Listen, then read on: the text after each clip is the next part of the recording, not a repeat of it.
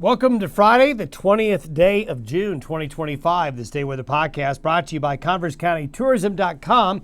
Feel the energy of Converse County. Explore Douglas's Railroad Heritage, Ayers Natural Bridge, and the Jackalope Legend. Glen Rock boasts scenic trails, dinosaur history, and small town charm. Plan your visit at ConverseCountyTourism.com. Well, I couldn't help but throw this slide in. Some of you will understand this completely. Some of you may say, well, that looks like from a very old movie. Well, it is a very old movie. But this quote here, I think, it really explains a lot in terms of trying to get a handle on what's going to be happening across really all of North America over the course of the next several days. Here we are. It's the first weekend of summer. Summer officially is later today, longest day of the year. And we're going to have everything but the kitchen sink. It just all depends on where you are. You could be in part of the United States and you can think the world is melting. You could be in part of the United States and think the next ice age is starting. This is why it's fun to be in the weather business sometimes. The Pacific trough coming in, a very strong one, is really going to make a large impact across the western United States here in the days ahead, really beginning today. We're going to have heat. We're going to have wind, as we discussed yesterday. We're going to have severe weather for you folks up north, Montana, North Dakota in particular, really all weekend. There's going to be heavy thunderstorm activity up there along the frontal boundary. While ahead of the front, it's just going to be hot. It's going to be windy.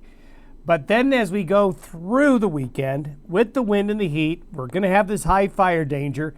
The cold air really settles in this weekend in the northern Rockies, parts of the Pacific Northwest and western Canada. There will be high elevation snow, significant snow for the first weekend of summer in some of those areas.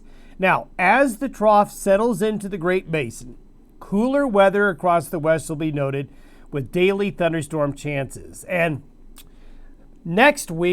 I think next week, we're probably setting the stage for some severe weather again. Next week, east of the Continental Divide, I see a pattern that I've seen before where we're going to see severe weather at times. And yes, that means the nastiness that you get, large hail and all the other stuff that you'll get with severe weather. And that'll be something that we'll address on Monday. But we'll kind of show you what we're seeing here.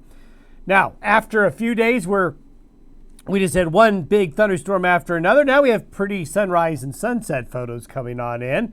Beautiful sky there, and we will have some pretty skies here on the next couple of days across the region. Nice shot there from the Bighorn Basin. Of course, a beautiful shot because it includes the rain gauge. Now, satellite photos this morning showing things a little bit different. We're starting to see the cloudiness and the weather associated with the low coming out of the Gulf of Alaska now heading into the Pacific Northwest. It's a lot easier to see when we put into the water vapor. You can see all the very hot, dry air from the deserts getting pushed in. Look at that. Woo! Hot and dry. Coming on in, cool and wet. Quite the contrast. And when you put those two contrasts together, you're going to get a lot of wild weather. So the 500 millibar chart showing that deep low coming into Seattle by noon Mountain Time today. And then here is the heat dome that's building. That's going to bring a lot of hot weather to the central and eastern areas of the United States. Lot going on here with this map. It looks like someone dropped a bunch of paint all over the place. So what do we have here? Well, first of all, for all of this area right here, this is for heat advisories, extreme heat warnings, for the heat that's going to be building on in. All the pink here, this is what we discussed about high fire danger. This is because of the wind, the heat, the low humidity. This is a fire starter type pattern right here. Folks need to be careful. Then we've got wind conditions here along the Interstate 80 corridor of Wyoming, where we've got trouble for pulling trailers, strong wind gusts right there. Then let's go venture up here into the Northwest United States, and we'll come and focus in that a little bit here in a moment. All the purple here, these are winter weather advisories. This is a winter storm warning for up in the Glacier National Park area. Now, keep in mind, this doesn't mean the snow stops at borders. This is just how things work. I don't know why the National Weather Service in Idaho is not putting this part of the mountains of Idaho under a winter weather advisory, or maybe even the far northern part of Yellowstone Park. So the snow doesn't stop at the border. Just pointing that out. But you can see that we're going to have very wintry weather in parts of Montana, Idaho, and far northern areas of Wyoming. This is from the National Weather Service. You can see 5 to 12 inches of snow predicted above 6,000 feet. Pretty amazing. As we go into Monday, so by Monday, notice the low settles in and kind of sticks around here. It bumps into this high, so it isn't going to be able to penetrate too far out into the plains. But here's the heat that'll be over D.C., New York City. They'll be screaming bloody murder there about the heat right there.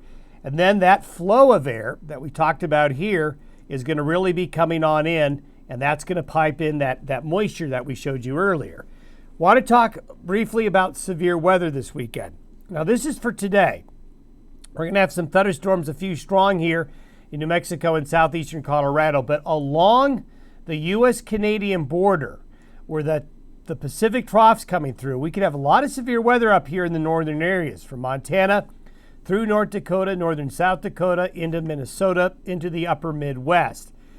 That's going to be there again tomorrow, and on Sunday, we're going to see some stronger thunderstorms out here on the plains. And you see this darker shade right here of green?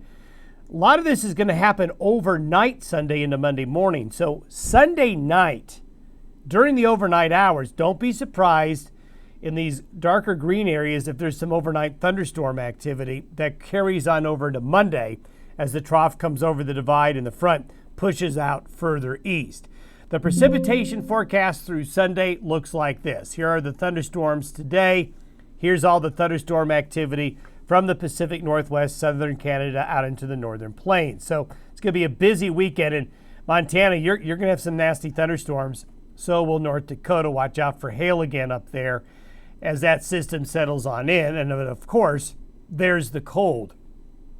Now, the darker shades of pink, where the snow will be heavier. Again, these are over the highest elevations, but boy, this is impressive.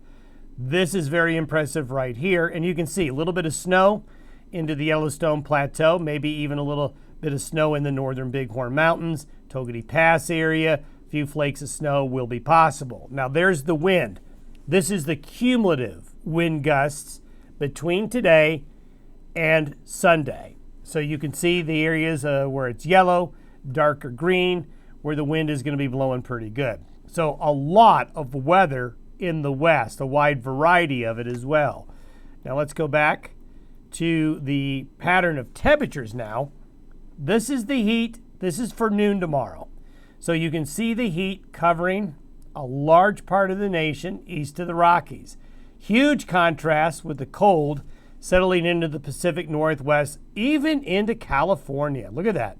Getting all the way down into Southern California, the coolness will overspread. But this contrast is going to cause that strong pressure gradient and the very strong gusty winds that we're going to see today and tomorrow in particular. If we focus in, look at these temperature anomalies. The darker purple here, your temperature anomaly is more than 30 degrees colder than the seasonal average temperature for the date. So you can see where the purple is where that snow risk is going to be the highest as we get into the upcoming weekend. And you can see by 3 p.m. Mountain Time, this is 3 p.m. Mountain Time on Sunday, the front has not made it too far out into the plains yet. So Sunday is still going to be hot into this area here, although temperatures will be falling during the evening and overnight hours. That's why we're talking about Sunday night thunderstorms here along that boundary. Look at these temperatures by Monday morning. Overnight low temperatures here. You see the pink? When you're into the pinkish colors here, you're below freezing. So there's a lot of areas below freezing in a large section right here. Look at 35 degrees there in Pinedale. That might be generous. 29, North Park, Colorado, Burr. By next week, by Tuesday, we're kind of in the same configuration. And this is going to set the stage for the ring of fire that we've been talking about. So as we step through and go through next week, you can see that ring forming Monday, kind of dissipates a little bit and changes shape a bit by Friday night into Saturday. But for most of this week, this ring of moisture in the darker green and blue is going to be going around the hot high pressure here and the low pressure here in the Great Basin, feeding that moisture like this. And if we look at the thunderstorm forecast, this is for late Sunday. So this is by 6 p.m. Sunday. And again, overnight thunderstorms right here we'll need to watch. There's those heavy thunderstorms up here in the Dakotas. So that's Monday. So Sunday, Monday, Tuesday, Wednesday, Thursday. Then as we get on into Friday, you can see basically the showers and thunderstorms are in the same area and actually kind of expanding a little bit.